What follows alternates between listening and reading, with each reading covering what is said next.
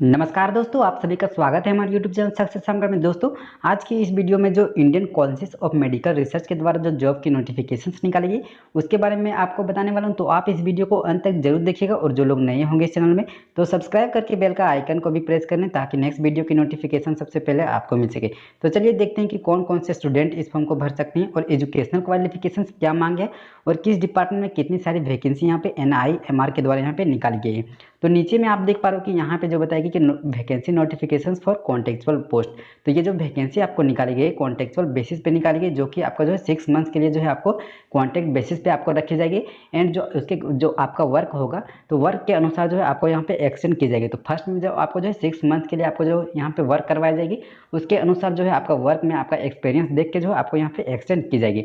तो आप इस फॉर्म को कैसे आवेदन कर सकते हैं, तो जो यहाँ पे जो वेबसाइट दी गई है ICMR एंड या फिर NIMR, तो यहाँ पे इस दोनों वेबसाइट में जाकर जो है आप अधिक जानकारी ले सकते हैं।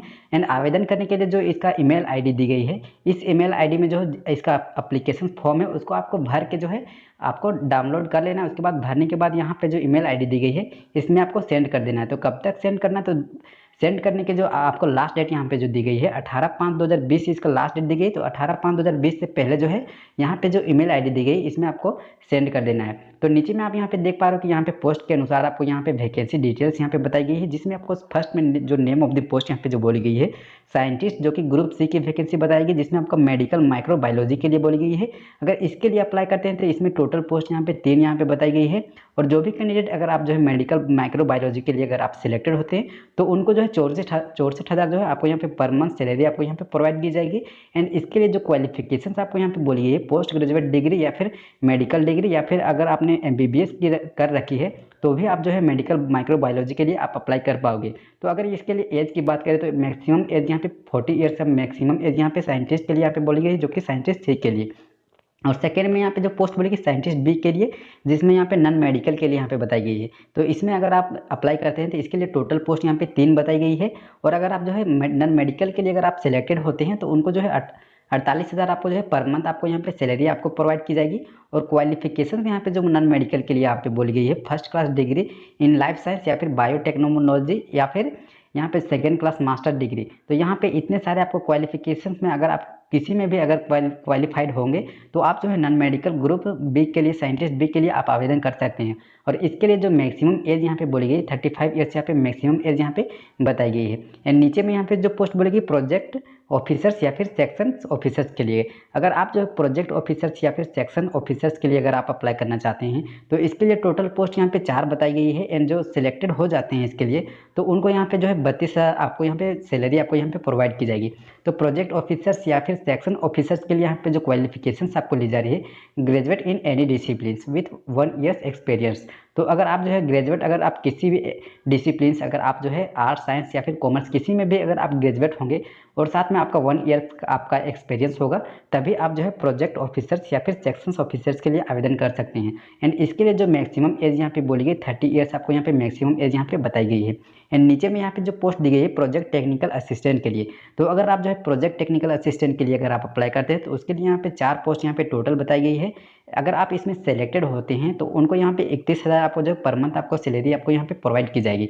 अगर यहाँ पे प्रोजेक्ट टेक्निकल असिस्टेंट के लिए यहाँ पे जो क्वालिफिकेशंस आपको ली जा रही है ग्रेजुएट इन साइंस या फिर इंजीनियरिंग IT, तो अगर आप ग्रेजुएट अगर साइंस से किए होंगे या फिर बीटेक या फिर BE किए होंगे तभी आप जो है प्रोजेक्ट टेक्निकल असिस्टेंट के लिए आप अप्लाई कर सकते हैं। एंड इसमें भी जो है आपका मैक्सिमम एज यहाँ पे 30 ईयर्स से आपको यहाँ पे ली जा रही है, ठीक है। एंड नीचे में यहाँ पे जो पोस्ट यहाँ पे बोली गई है IT मैनेजर या फिर वेब मैनेजर के लिए, तो अगर आप जो है IT मैनेजर या फिर वेब मैनेजर के लिए अगर आप अप्लाई करना चाहते हैं तो इसके लिए टोटल सीटें यहाँ पे बोली गई है 2 सीटें यहाँ पे बताई गई है। एंड इसमें जो लोग सिलेक्टेड होते हैं उसको यहाँ पे 32,500 रुपये आपको पर मंथ आपको सैलरी आपको प्रोवाइड की जाएगी। और जो क्वालिफिकेशंस आपको यहाँ पे IT मैनेजर के लिए यहाँ पे दी जा रही है मास्टर डिग्री या फिर बैचलर डिग्री। तो आप अगर जो है मास्टर डिग्री या फिर बैचलर डिग्री या जिसमें यहाँ पे कंप्यूटर एप्लीकेशंस इंफॉर्मेशन टेक्नोलॉजी ये सब ब्रांच से अगर आपने किए होंगे तो आप जो है IT मैनेजर के लिए या फिर वेब मैनेजर के लिए आप अप्लाई कर सकते हैं। और इसके लिए भी जो है आपका मैक्सिमम एज यहाँ पे 30 ईयर्स यहाँ पे बताई गई है। एंड यहाँ पे 6 में नंबर में यहाँ पे जो पोस्ट बोली गई सीनियर प्रोजेक्ट असिस्टेंट या फिर यूडीसी के लिए, तो यहाँ पे सीनियर प्रोजेक्ट असिस्टेंट के लिए टोटल सीटें यहाँ पे 4 बताई गई है। अगर इसमें आप सिलेक्टेड होते हैं तो उनको जो है 17,000 आपको पर मंथ आपको सैलरी आपको यहाँ पे प्रोवाइड की जाएगी। और जो क्वालिफिकेशन आपको ले जा रही है सीनियर प्रोजेक्ट असिस्टेंट के लिए 12th क्लास पास यहाँ पे बताई गई है। तो आप अगर आपने जो है 12th पास अगर किसी भी डिसिप्लिन में किए होंगे और साथ में 2 साल का एक्सपीरियंस होगा, तभी आप जो है सीनियर प्रोजेक्ट असिस्टेंट या फिर यूडीसी के लिए आप अप्लाई कर सकते हैं। और इसके लिए जो मैक्सिमम एज यहाँ पे बोली गई है 28 ईयर्स यहाँ पे मैक्सिमम एज यहाँ पे बताई गई है। एंड 7 में यहाँ पे जो पोस्ट बोली गई मल्टीटास्किंग स्टाफ एमटीएस के लिए, तो अगर आप एमटीएस के लिए अप्लाई करना चाहते हैं तो इसके लिए टोटल सीटें यहाँ पे 4 बताई गई है। अगर आप एमटीएस में सेलेक्टेड हो जाते हैं तो उनको यहाँ पे जो सैलरी आपको प्रोवाइड की जाएगी 15,800 रुपये आपको पर मंथ आपको यहाँ पे सैलरी आपको दी जाएगी एमटीएस वालों के लिए।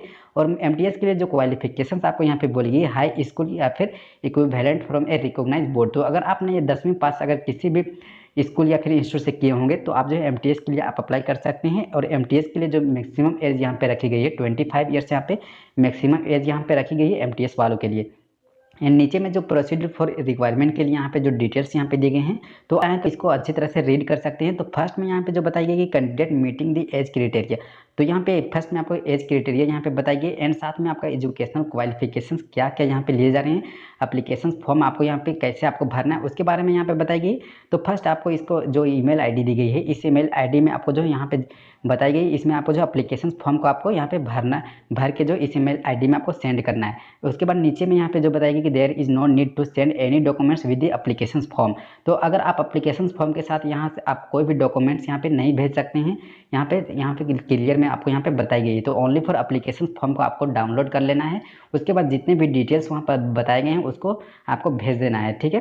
तो यहाँ पे नीचे में सेकंड में यहाँ पे जो बताएगी कि 10 list of short list candidate will be displayed on the website of NIMR and this candidate will be called for interview. तो जो भी कैंडिडेट अगर सिलेक्टेड हो जाते हैं तो उनको यहाँ पे जो NIMR का जो ऑफिशियल वेबसाइट है उसमें आपको जो है टाइम टू टाइम आपको यहाँ पे चेक करते रहना है। तो कौन से कैंडिडेट यहाँ पे सिलेक्टेड होते हैं उसको यहाँ पे इंटरव्यू के लिए आपको यहाँ पे बुलाई जाएगी। तो इंटरव्यू आपको कैसे ली जाएगी, तो इंटरव्यू जो है आपको स्काइप या फिर वीडियो कॉल के थ्रू आपको जो है यहाँ पे इंटरव्यू आपको यहाँ पे ली जाएगी। तो जितने भी डॉक्यूमेंट्स हैं आपको किस टाइम यहाँ पे आपको ली जाएगी, तो यहाँ पे जो बताएगी कि at the time of joining, अगर जो भी कैंडिडेट अगर आप सिलेक्टेड हो जाते हैं तो उसको जो है जिस टाइम आपको ज्वाइनिंग आपको ली जाएगी उसी टाइम जो है आपको जितने भी डॉक्यूमेंट्स है उसको जो है आपको लेके जाना है, उसी में आपको यहाँ पे चेक कर ली जाएगी, ठीक है।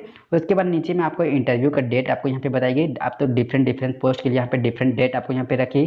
तो यहाँ पे जो लोग यहाँ पे साइंटिस्ट सी या फिर साइंटिस्ट बी के लिए अप्लाई करते हैं तो उसके लिए जो इंटरव्यू का डेट यहाँ पे रखी गई है 20/5/2020 रखी गई, जिसमें यहाँ पे जो टाइम आपको दी गई है 10 बजे से लेकर 12 बजे तक यहाँ पे जो साइंटिस्ट सी के लिए एंड यहाँ पे साइंटिस्ट बी के लिए जो टाइम रखी गई है 12 बजे से लेकर 2 बजे तक यहाँ पे इंटरव्यू का यहाँ पे टाइम रखी गई है। एंड जो लोग यहाँ पे प्रोजेक्ट ऑफिसर्स या फिर प्रोजेक्ट टेक्निकल असिस्टेंट के लिए अप्लाई करते हैं तो उसके लिए यहाँ पे जो टाइम रखी गई है 21/5/2020 इसका इंटरव्यू के टाइम रखी गई है।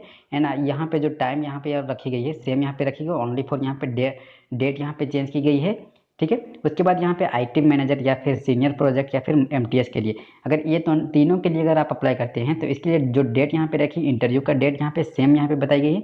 ओनली यहाँ पे जो आपका टाइम है जो आपको यहाँ पे चेंज की गई है, तो यहाँ पे IT मैनेजर के लिए आपको जो टाइम यहाँ पे रखी गई 10 से लेकर 12 रखी गई है। सीनियर प्रोजेक्ट के लिए आपको 12 से 2 यहाँ पे रखी गई है। एंड मल्टी टास्किंग स्टाफ के लिए यहाँ पे जो टाइम रखी है इंटरव्यू के लिए 3 से लेकर 4 बजे तक यहाँ पे रखी गई इंटरव्यू के लिए टाइम यहाँ पे, ठीक है। उसके बाद नीचे में यहाँ पे बताई गई कि डायरेक्शंस आपको यहाँ पे किस तरह के आपको जो भेजने के लिए आपको बताई गई कि candidate should write applications for the post of in the subject line with while sending their applications through email ID. तो यहाँ पे जो है आपको भरने के लिए डायरेक्शंस बताए गए हैं कि किस तरह से जो है आप इस एप्लीकेशन फॉर्म को आपको भर के किस पोस्ट के लिए आप अप्लाई करते हैं उसको आपको इन्वेलप के अंदर किस टाइप का आपको लिखना है। उसके बाद यहाँ पे जो बताइए कि 18/5/2020 से पहले इसको भेज देना है, ठीक है। तो ऊपर में जो भी ईमेल आईडी दी गई थी उसमें जो है आपको सेंड कर देना है 18/5/2020 से पहले। तो आप इस टाइप से जो है इस फॉर्म के लिए आवेदन कर सकते हैं। तो जो भी कैंडिडेट अगर आप सेलेक्टेड होते हैं तो उसको जो है आपको जो डेट दी गई थी उसमें जो है आपको इंटरव्यू यहाँ पे ली जाएगी, ठीक है।